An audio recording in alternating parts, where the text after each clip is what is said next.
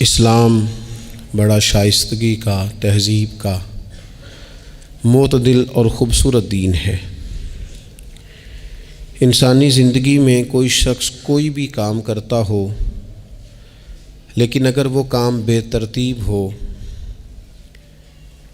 بے ڈھنگ ہو، غیر منظم ہو، تو اس کام کا سارا حسن ضائع ہو جاتا ہے۔ اسلام یہ چاہتا ہے کہ ہر کام ترتیب سے کیا جائے، مرتب کر کے کیا جائے، منظم انداز سے کیا جائے۔ انسان اپنی زندگی میں عبادت سے لے کر تجارت تک اپنی زندگی کے ہر شعبے میں نظم و ضبط کا مظاہرہ کرے۔ اگر چیزیں نظم و ضبط سے ہٹ جاتی ہیں، قاعدے سے ہٹ جاتی ہیں، تو کوئی بھی کام ہونے کے باوجود بھی لطف نہیں دیتا، فائدہ مند نہیں ہوتا۔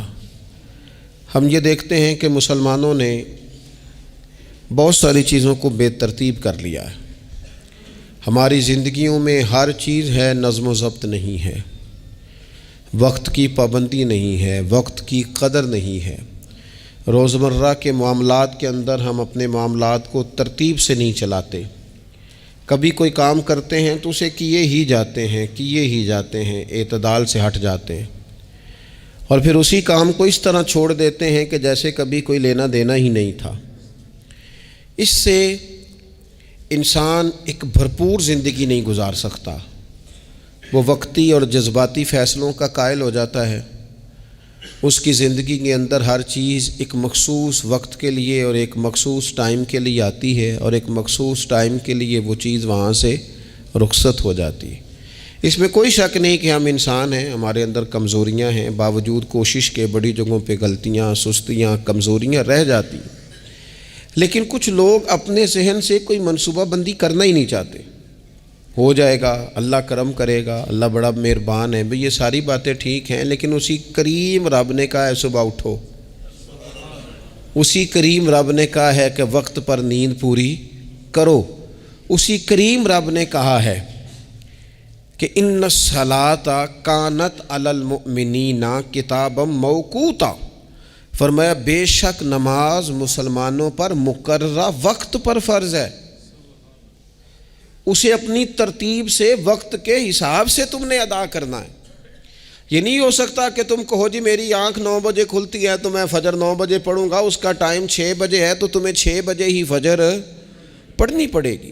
اپنے مقررہ وقت پر چیزیں جب تک نہیں رہیں گی تب تک رضا الہی کا حصول بھی ممکن نہیں ہوتا۔ ہم چونکہ غیر منظم زندگی گزارتے ہیں، بے ترتیب زندگی گزارتے ہیں، تو اس لیے بہت سارے کام جو کرنے کی ہم پوزیشن میں بھی ہوتے ہیں وہ کام بھی ہم سے ہو نہیں پاتے۔ ایک تو بہت سارا مسئلہ لوگوں کا یہ ہے کہ کل کر لیں گے، انشاءاللہ ہو جائے گا، آپ دعا کریں ہو جائے گا، آپ فکر نہ کریں ہو جائے گا۔ اس کا معنی کوئی نہیں نا، اس کا مطلب کوئی نہیں۔ آپ کیا کہہ رہے ہیں؟ آپ کہیں میں نے شروع کر دیا ہے، آپ دعا کریں۔ آپ یہ کہیں کہ میں نے پوری کوششیں لگا دی ہیں، آپ اچھی امید رکھیں اللہ سے، لیکن آپ سٹارٹ ہی نہیں کر رہے اور آپ کہہ رہے ہیں دعا کریں۔ یہ کیسے ہوگا؟ جب تک نظم و ضبط کا، آداب کا، حدود کا، قاعدے قانون کا پورا خیال ہی نہ رکھا جائے۔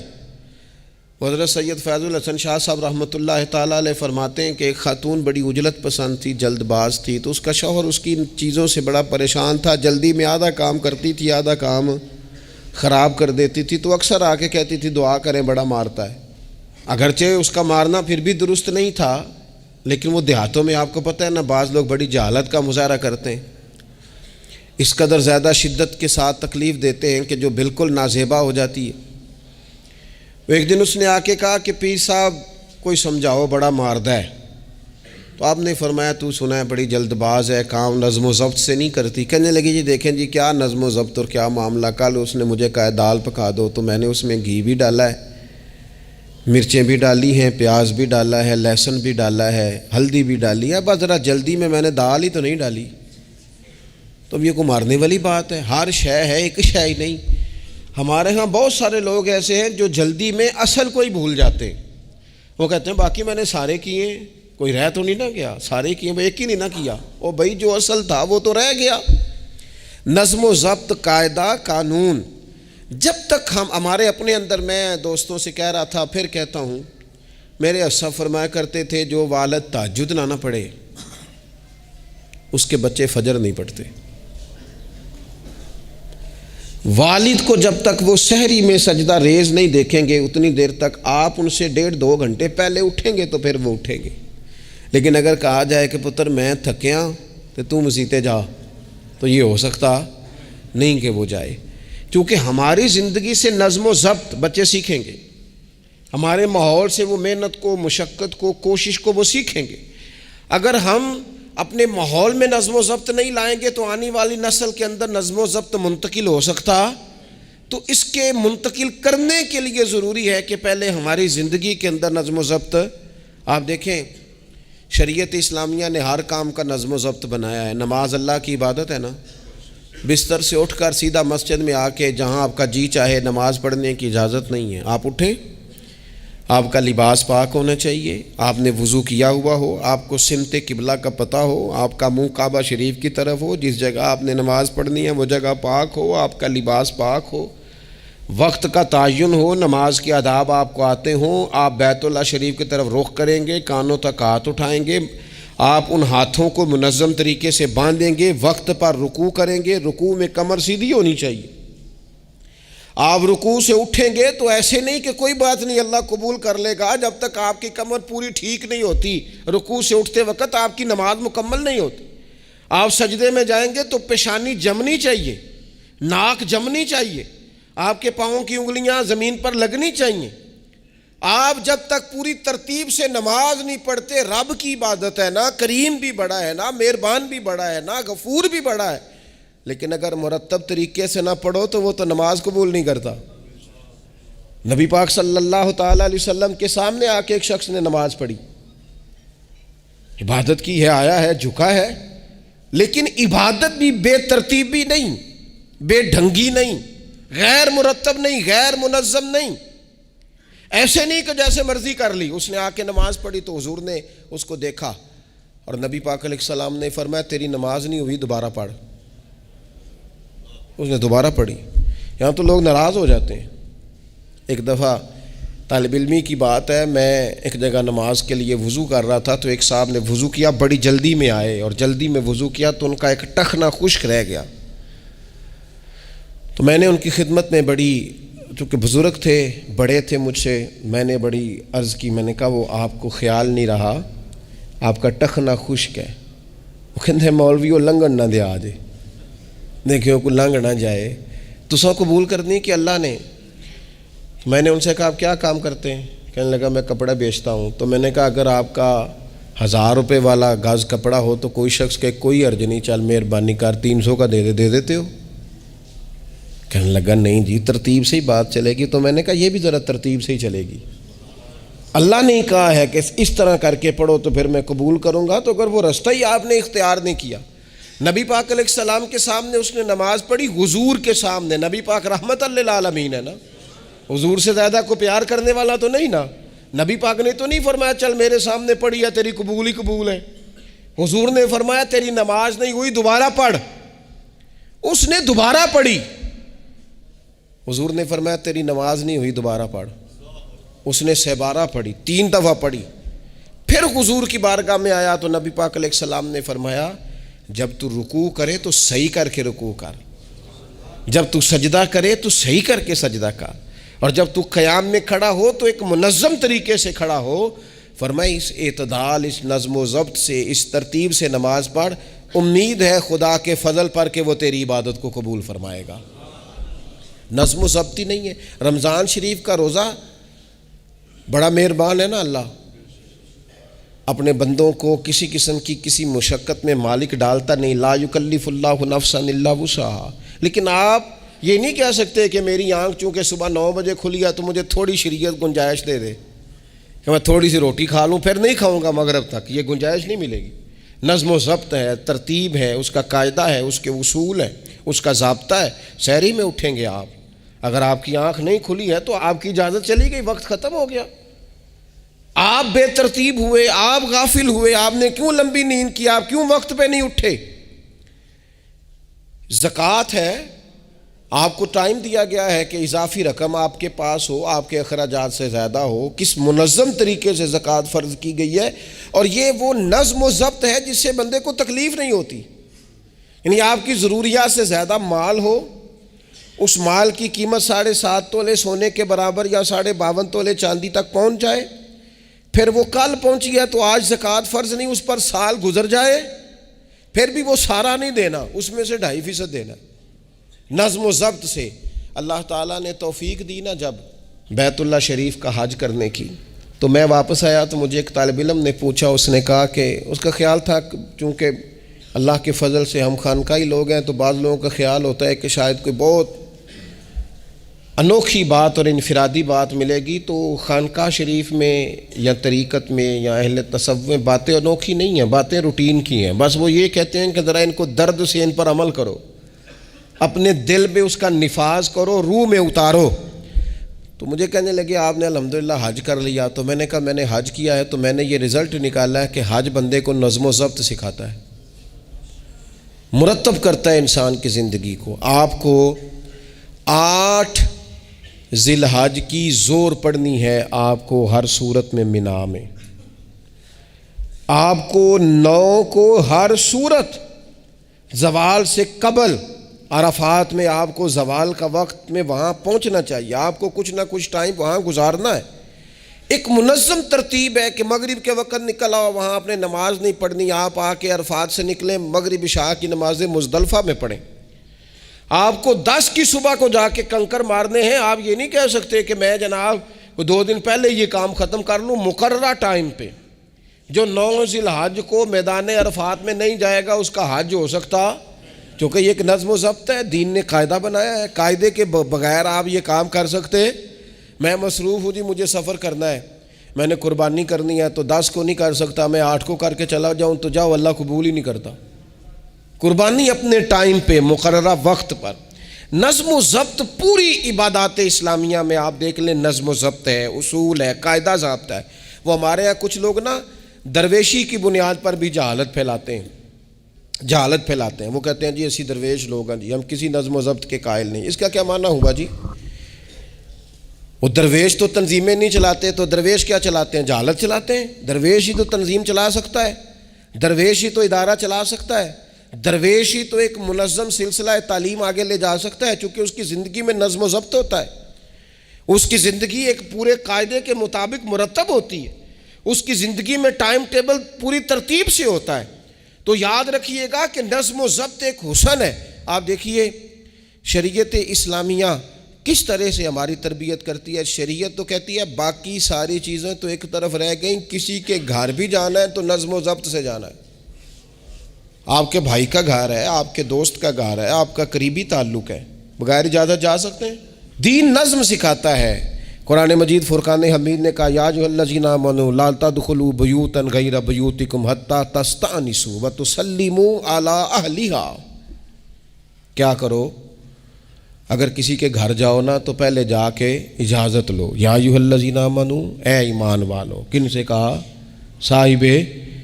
کسی کے گھر میں داخل ہونا ہے تو پہلے کیا کرنا ہے؟ اجازت لینی ہے. اہل خانہ کو سلام کرنا ہے، اور اگر وہ اجازت نہ دیں تو پھر ان کے گھر میں داخل ہے. نبی پاک علیہ السلام 3 دفعہ دستک دیتے تھے، اجازت نہیں ملتی تھی تو لوٹ آتے تھے. جھگڑا کیا ہے؟ یہاں عام لوگ ناراض ہو جاتے ہیں، کہتے ہیں میں ملنے گیا سا جی تو مینوں ٹائم ملیا سی، آپ کے ٹائم کا نہیں میں نے خیال کیا. جب تک آپ نظم و ضبط نہیں سمجھتے، ترتیب نہیں سمجھتے. آپ دیکھیں نا نبی پاک صلی اللہ تعالی علیہ وسلم کے گھر کھانا تھا صحابہ کا، صحابہ نے کھانا کھا لیا. بہت سارے لوگ ایسے ہوتے ہیں جو کھانا کھانے کے بعد بیٹھ جاتے ہیں، شادیوں پہ، بیاہ پہ آپ دیکھتے ہیں گپ شپ لگنے لگتی ہے، وہ دیر تک بیٹھے رہتے ہیں. تو وہاں بھی کچھ لوگ بیٹھ گئے، کوئی اچھی گفتگو، کوئی دین کی، کوئی خیر کی بات ہونے لگی. نبی پاک علیہ السلام 2-3 دفعہ تشریف لائے، ان کو دیکھا. یا ایھا الذین آمنوا لا ترفعوا اصواتکم فوق صوت النبی ولا تجہروا لہ بالقول. نبی پاک صلی اللہ تعالی علیہ وآلہ وسلم کی بارگاہ میں تو آواز اونچی نہیں کرنی، تم نے اس طرح چلا کر بات نہیں کرنی، اس طرح لوگ آپس میں کرتے ہیں. دھیما لب و لہجہ، یا ایھا الذین آمنوا لا تقولوا رائنا وقولوا انظرنا، لفظوں کے چناؤ میں احتیاط کرنی۔ وہ دیر تک بیٹھے رہے، بات چیت ہو رہی ہے، حضور دو ایک دفعہ آئے واپس چلے گئے، اللہ تعالیٰ نے قرآن نازل کر دیا، فرمایا میرے محبوب کو تکلیف دیتے ہو؟ جب کھانا کھا چکو تو اٹھو، اب جاؤ، ختم ہو گئی دعوت، ٹائم مکمل ہوا، اب کوئی کام کرنے دو۔ میرے عزیز، اپنی زندگی میں یہ ماحول بنائیں، ان چیزوں کو لے کر کے آئیں جو چیزیں ہمارے لیے ضروری ہیں۔ اگر ہم یہ کام نہیں کریں گے تو پھر زندگی میں یا تو ہمارا وجود کسی کے لیے اذیت کا باعث بنے گا، تکلیف کا باعث بنے گا، یا ہمارا لب و لہجہ اس طرح کا ہو جائے گا کہ ہم باوجود محنت کے اس کا کوئی نتیجہ نکال سکیں گے۔ محنت ہو رہی ہے لیکن نظم و ضبط سے نہیں ہو رہی، بے ترتیب ہو رہی ہے، بے تکی ہو رہی ہے، تو بجائے زیادہ مشقت کے نتیجہ تھوڑا آئے گا۔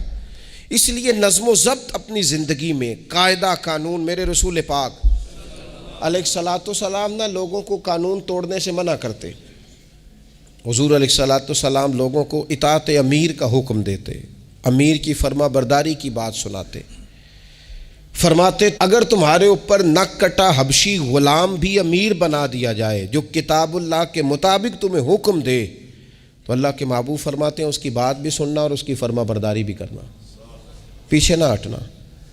تم یہ نہ دیکھنا کہ یار یہ تو نک کٹا حبشی غلام ہے اور میں تو معاذ اللہ اس سے بہتر ہوں، اس کی فرما برداری کرنا۔ اس لیے کہ نظم و ضبط قائم رہتا ہے جب لوگ قانون کی پابندی کرتے ہیں، اور جب قانون کی پابندی نہیں ہوتی، جہاں قیام عدل نہ ہو وہاں قرار ہو سکتا ہے۔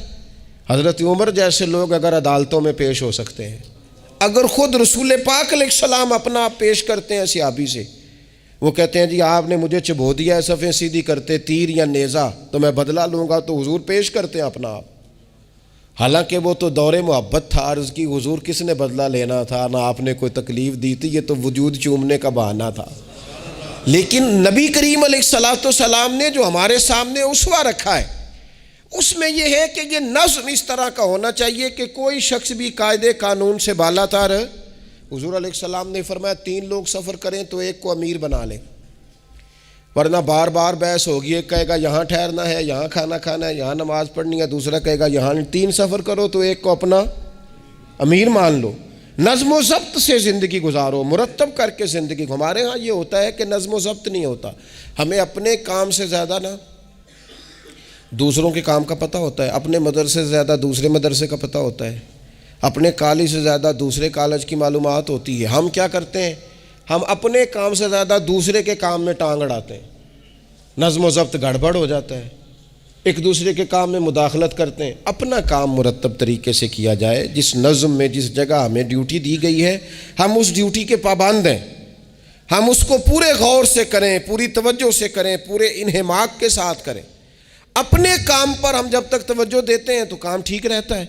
اسی طریقے سے رسول پاک صلی اللہ تعالیٰ علیہ وسلم نا گھر کے باہر بھی پورے نظم و ضبط کے قائل تھے، پوری ترتیب۔ آپ دیکھیں حضور صفوں کا درست ہونا بڑا پسند کرتے تھے، نماز ہی پڑھنی ہے نا، کھڑے ہو گئے ہیں نا، لیکن حضور نے دعا دی، فرمایا صفیں سیدھی کرو، اللہ تمہارے دل بھی سیدھے کر دے گا۔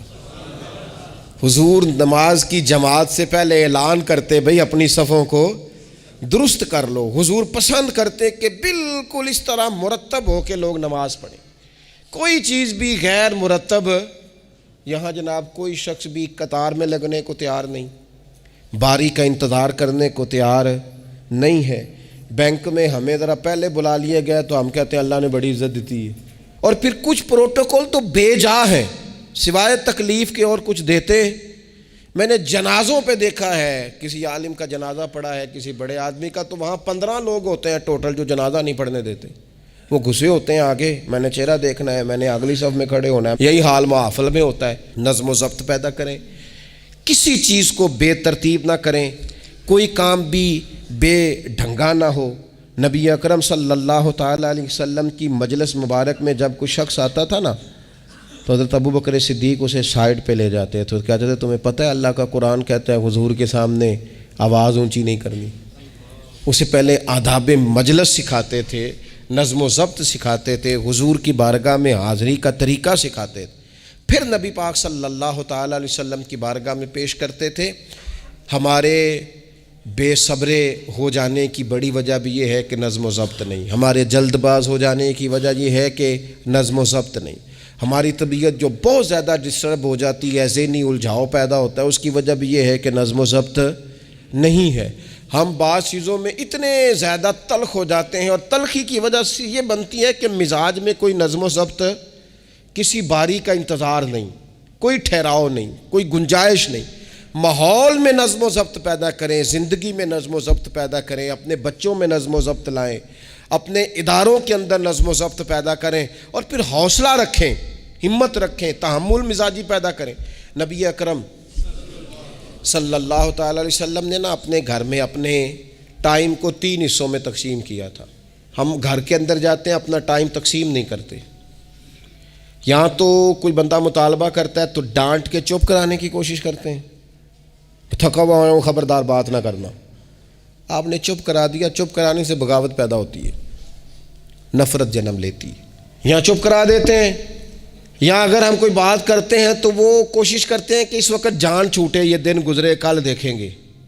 اس سے کیا ہوتا ہے، اس سے جو شخص آپ کے سامنے بیٹھا ہے اس کی امید ٹوٹتی ہے، وہ کہتا ہے یار یہ کیا معاملہ ہے۔ بچوں کی امیدیں ٹوٹتی ہیں، گھر والوں کی امیدیں ٹوٹتی ہیں کہ یار یہ تو جان چھڑا رہے ہیں۔ نبی اکرم صلی اللہ تعالیٰ علیہ وسلم جب گھر تشریف لے جاتے تھے تو حضور اپنے وقت کو 3 حصوں میں تقسیم کرتے۔ ایک حصہ پورا ٹائم رسول پاک گھر والوں کو دیتے، ان کی بات سنتے، بلکہ حضرت عائشہ صدیقہ فرماتی ہیں جب تک گھر میں رہتے کوئی نہ کوئی گھر کا کام ہی کرتے رہتے، حضور ٹائم دیتے۔ ایک حصہ یہ، دوسرا حصہ ٹائم کا نبی پاک صلی اللہ تعالیٰ علیہ وسلم نے آرام کے لیے رکھا ہوا تھا۔ حضور آرام کرتے، لیٹتے، باقاعدہ حضور علیہ الصلاۃ والسلام اپنے وجود اطہر کو بستر کے اوپر رکھتے، آرام فرما ہوتے، صحیح معنوں میں آرام کرتے۔ اور تیسرا حصہ نبی پاک علیہ السلام نے عبادت کے لیے رکھا ہوا، گھر والوں کا کام کاج کیا، عشاء ہوئی آرام کیا، پھر تہجد کا ٹائم ہوا تو حضور عبادت کے لیے اٹھ کے کھڑے ہو گئے۔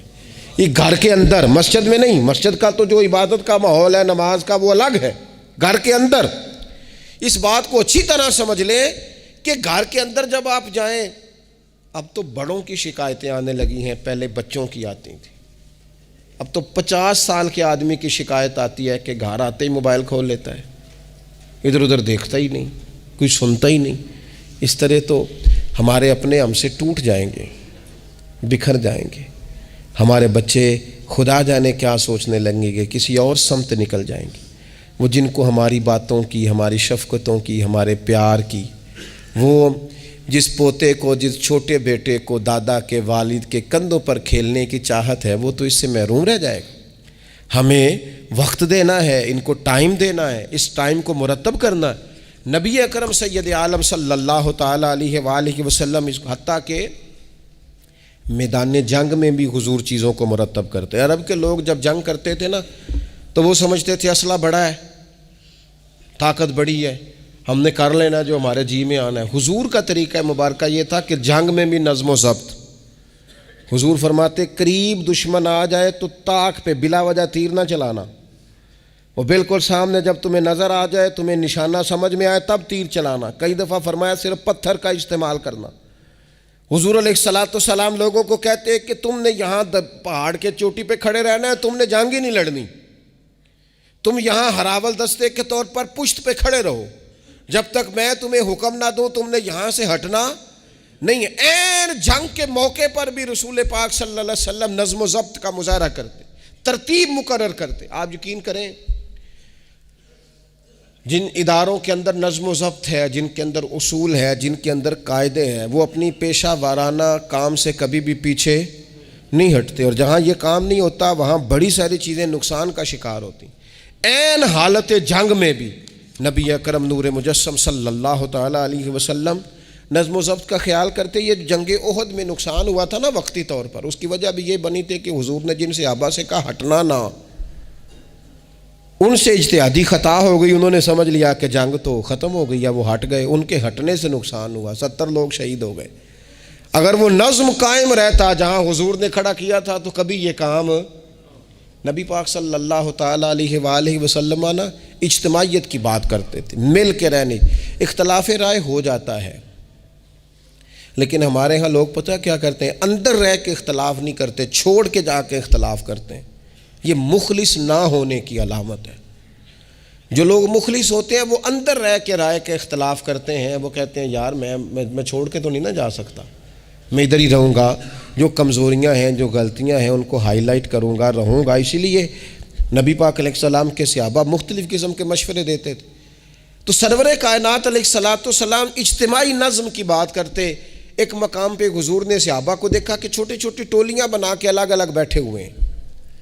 تو نبی پاک علیہ الصلوۃ والسلام نے فرمایا یہ شیطان تمہیں الگ الگ کرتا ہے، اور فرمایا جس طرح بکریوں کا بھیڑیا ہوتا ہے، انسانوں کا بھیڑیا شیطان ہے۔ جب کسی کو مجمع سے الگ کر لیتا ہے، حضور فرماتے ہیں جسے بھیڑیا بکریوں سے الگ کرتا ہے نا، پھر اس کا شکار کرتا ہے۔ اور شیطان بھی جب تمہیں اجتماعیت سے الگ کر لیتا ہے، در مرشدہ چھڈی نہیں تے ہو جاویں گا روگی، جیڑی بکری اجڑوں وچھڑی او بگیاڑاں جوگی۔ او بگیاڑاں جوگی کھا جائیں گے، پھاڑ ڈالیں گے اسے۔ در مرشدہ چھڈی او نہیں تے ہو جاویں گا روگی، جیڑی بکری اجڑوں وچھڑی او بگیاڑاں جوگی۔ اسے تو لے کے چلا جائے گا۔ اجڑ پر، اجتماعیت پر کبھی بھی بھیڑیا حملہ۔ تو حضور صحابہ سے کہتے تھے بیٹھو تو ذرا مل کے بیٹھو، کسی جگہ تم بیٹھو تو اجتماعیت۔ بڑی مشہور حدیث ہے، چند لوگ جمعے میں کھڑے تھے تو حضور نے فرمایا بیٹھ جاؤ الگ الگ۔ بعض لوگ بڑے قائل ہوتے ہیں نا، تھوڑا سا جناب ہم نے ذرا ہٹ کے رہنا ہے، ہم نے تھوڑا سا الگ سے رہنا ہے، تھوڑا سائڈ پہ بیٹھنا ہے، تو حضور پسند نہیں کرتے تھے۔ فرمایا اکٹھے بیٹھو، مجمع کی صورت میں بیٹھو۔ بلکہ حضور علیہ الصلوۃ والسلام نے یہ تو اجتماعی نماز کا حکم دیا نا، فرمایا جس علاقے میں 3 مسلمان بھی بستے ہوں نا، وہ بھی باجماعت نماز پڑھیں۔ وَارْكَعُوا مَعَ الرَّاكِعِينَ، رکوع کرو پر رکوع کرنے والوں کے ساتھ، تنہا نہیں، مل کے اجتماع۔ آج کفر نے بھلا کیا ہے؟ اس نے مسلمانوں کی اجتماعیت کوئی توڑا ہے، نظم و ضبط کوئی تو توڑا ہے۔ 57 اسلامی ممالک ہونے کے باوجود نظم و ضبط نہیں، اور وہاں ایک ملک ہے امریکہ، اپنی ریاستوں کو ساتھ ملا کے اس طرح گٹھ جوڑ کیا ہے کہ وہ سب پر بھاری ہوتا جاتا ہے معاذ اللہ۔ اگر نظم و ضبط، اور یہ ہمارے ہاں بھی نہیں ہے، روٹین میں چھوٹے چھوٹے اختلافات ہوتے ہیں لوگوں کے بیچ، لیکن ایک دوسرے کو ملنا پسند نہیں کرتے، سلام کلام پسند نہیں کرتے، نفرت کا اظہار۔ تو جب گلی محلوں میں نظم و ضبط نہیں، ٹولیاں بنی ہوئی ہیں، گروہ بنے ہوئے ہیں، چھوٹی چھوٹی باتوں میں لوگوں نے الگ الگ ماحول بنا دیا ہے۔ بلکہ بعض لوگ تو باقاعدہ بڑے ماہر ہوتے ہیں خاندان میں لڑائی کیسے کرانی ہے، محلے میں فساد کیسے ڈلوانا ہے، لوگوں کو کس طرح کر کے توڑنا ہے، کیا ایسا کام کرنا ہے جس سے کہ لوگ زیادہ سے زیادہ ٹوٹ جائیں۔ تو اپنی زندگی کے اندر، اپنے ماحول کے اندر، اپنی طبیعت کے اندر نظم و ضبط لائیں گے۔ بہت سارے لوگ ہیں جو خود بھی وقت ضائع کرتے ہیں، اگر کہیں چلے جائیں تو اس کا بھی پورا ہی وقت ضائع کرتے ہیں، پورا ٹائم، یعنی اس پہ کتنا پیسہ لگتا ہوگا، موبائل کا کتنا بل آتا ہوگا، ٹائم کتنا ضائع ہوتا ہوگا۔ اور پھر سناؤ، مثلاً کی سنائیے جی، اس کا کمانا ہے۔ یعنی ایک صاحب کہنے لگے، انہوں نے کئی دفعہ مجھے کہا کوئی نویں تازی، میں چپ کر گیا۔ پھر فون پہ، اب بندہ خیر مہذب لگتا ہے اگر کہے چلو جی پھر ٹھیک ہے، وہ پھر کہن کو نویں تازی، میں کہا جی میں تے مولوی ہیں، تسی مینوں اخباری نمائندہ سمجھ لیا، نویں تازی تو آپ کسی اخباری رپورٹر سے پوچھیں، مینوں کی پتہ ہے نویں تازی کی ہے، میں تو چھوٹا سا آدمی ہوں، اپنے کام نویں تازی کا کی مطلب ہویا۔ یعنی اب اتنا آپ نے فون بھی ضائع، ٹائم بھی ضائع۔ حضرت صاحب ہور پھر سناؤ بھئی، تسی اتنے حضرت صاحب دے کول رہو نہ مہینہ تے کوئی کام کرو نال، تاکہ تانوں اور بھی کوئی سنان۔ حضرت صاحب تانوں کی سنان، لیکن شرط یہ ہے کہ ہم نظم و ضبط والے بنیں، ایک جملہ بھی ضائع نہیں، اضافی نہیں۔ اس میں میں کہا کرتا ہوں دوسروں کو بہت ساری چیزیں سکھانے سے بہتر ہے ہم بہت سارے لوگوں سے خود سیکھنا شروع کر دیں، اپنی زندگی میں سیکھیں۔ اللہ تبارک و تعالی مجھے آپ کو توفیق عمل عطا فرمائے۔ آخر دعوانا